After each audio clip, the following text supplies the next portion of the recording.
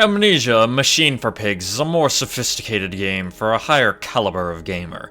Gentlemen nerds who cannot be bothered with such plebeian concepts as puzzles or inventory management. Instead, it appeals to the thinking man, grappling with profound concepts such as what if labor exploitation bad, or what if familicide not good. The original Amnesia was a quaint little game, favored by the masses but only welcome with some slight amusement by us members of the aristocracy. You see, it required much too many button inputs to be considered true art.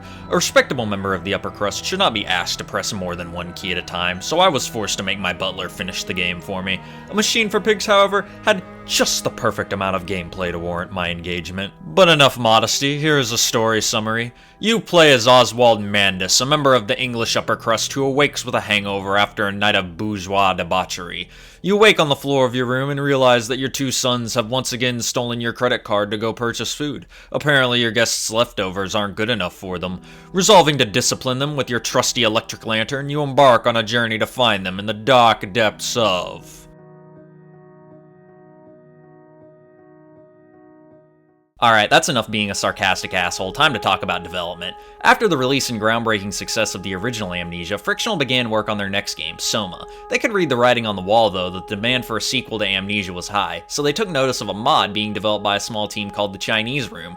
This mod was originally called We Are the Pigs. Subtle, and was intended to be a short 2 to 3 hour experience using a more simplified version of the base game's mechanics. Frictional got in contact with the Chinese Room, however, and partnered with them to turn it into a full-blown new entry in the series. After the pivot from mod to standalone game, the Chinese Room immediately got more ambitious with their vision for the final product. One of the most notable things they wanted to implement was a new mechanic to replace the original sanity system. Reflecting the game's setting of a filthy industrial-age London, there was going to be a mechanic called infection, where Mandus would be exposed to some kind of disease. Players' infection level would increase through various means, such as taking damage from enemies or trudging through toxic detritus. The more infected you got, the more fucked up your screen would get. Visual and auditory hallucinations would plague your character, and eventually you would even throw up, which I can imagine would be inconvenient during a chase sequence. It was eventually cut though, because the developers felt that it was too obvious that it was a game mechanic, and broke the player's immersion. What the fuck? There was also supposed to be more of an emphasis on completing puzzles while under the threat of enemies, but this was also cut for two main reasons.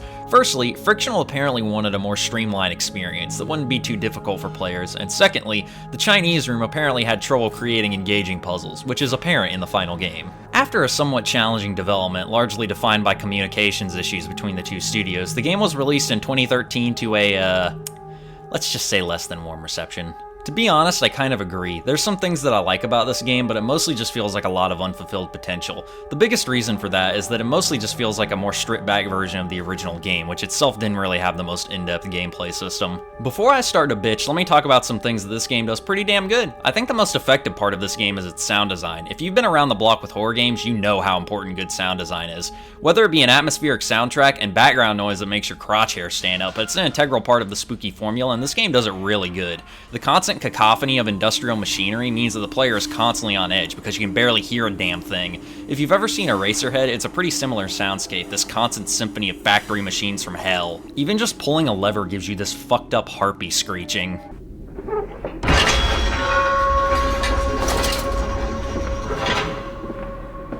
I also have a secret passageway in my bathroom. But sound design is only one aspect of the horror. What about the horror itself? Is the game scary? Did it make me shit myself?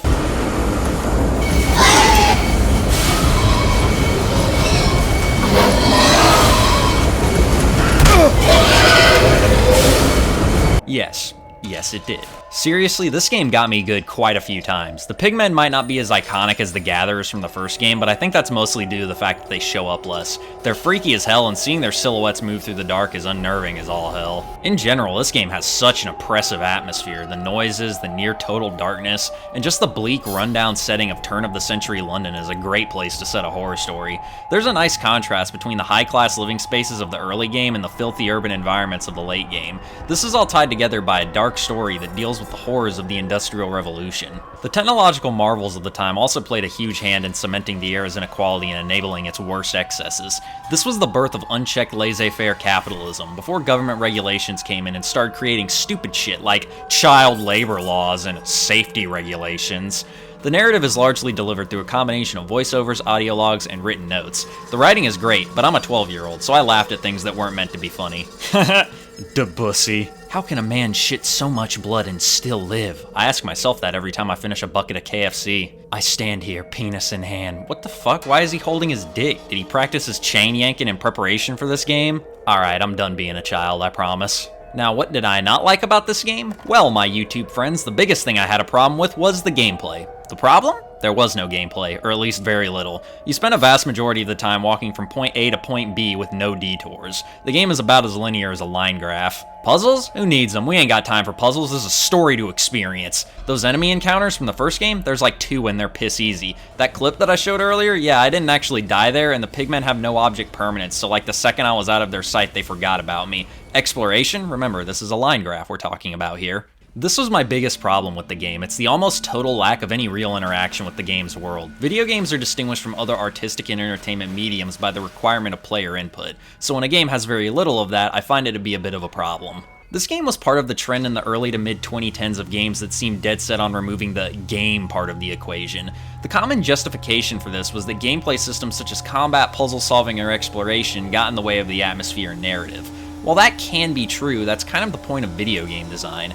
Every medium of human expression comes with its own set of challenges, and the task of making a game's narrative and themes mesh with gameplay is one of the obstacles here. When you reach an obstacle, you're supposed to find a way to overcome it, not remove it entirely. I'm not saying this game should have had combat, don't get me wrong, but in the absence of that, or consistent enemy invasion encounters, I think it would have helped the game to have an increased emphasis on puzzle solving and exploration. Instead, basically all you do is hold down the W key and listen to a moody British man narrate about his problems. The story may be interesting, but if all I wanted was a well-acted story, I'd go watch a movie. If all I wanted was well-written dialogue, I'd go read a book. If you're going to undertake the task of making a video game, you have to actually design a video game, not just make what's essentially a glorified highlight for your 3D modelers and voice actors. I almost feel like the story this game tells would have been better as a book, as it plays more to that medium's strengths than it does a video game. Even after all that, though, I won't say that this is a bad game. A bad game is something like Illumination, where they just didn't give a shit and put out a half-assed product with no care for whether or not it was actually fun or enjoyable. The devs here clearly did care. The problem with Machine for Pigs isn't a lack of talent, but the misapplication of it. Make no mistake, the game's world is haunting, the music and sound design is excellent, the writing and voice acting is great, and the story is engrossing. It's just that none of it ever comes together to form an actual game, really. Oh, and it does kind of run like shit.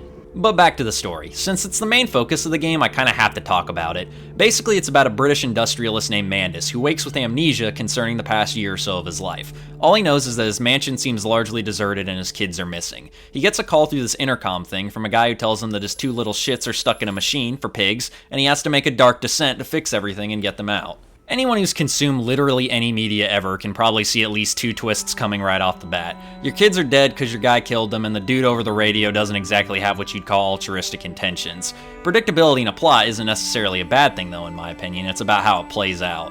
So the further you darkly descend into the machine, the more you become aware of all the fucked up things your guy did in the past. Basically, after his wife died during childbirth, he and his kids took a trip to Mexico, where he discovered an orb. Remember that from the first game? This orb didn't piss off the Shadow though, and instead showed him a vision of the future where he saw his sons as grown men getting murked during the Battle of the Somme. Mandus goes nuts and kills his kids instead. Upon returning home, he begins to use his workers to build the machine, where he uses the orb to split his soul in 2, so he can make a sentient device that will somehow help humanity avoid the coming horrors of the 20th century. Instead, it goes batshit, and Mandus in it starts turning all his workers into pig monsters. Oh, and Mandus is apparently related to either Daniel or Alexander from the first game or something. It's brought up in a text document and then is never mentioned again, so I guess it's not that important. After fixing the machine, it unleashes a horde of pigs onto London to start killing people, and Mandus realizes that the machine might be bad, so then he starts busting it instead.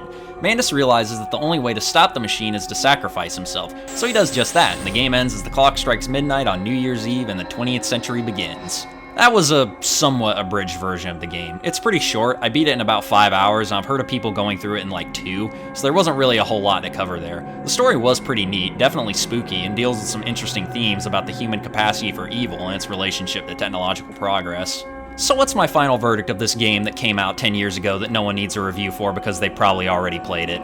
I think it's okay. I picked it up on sale for like $5 and I'd recommend anyone else do the same. It's a short, freaky ride through Victorian London that doesn't really offer much in terms of engaging gameplay, but has a pretty good story and atmosphere. It may represent a trend in the industry that I'm glad has mostly been left behind, but still overall a competently made game.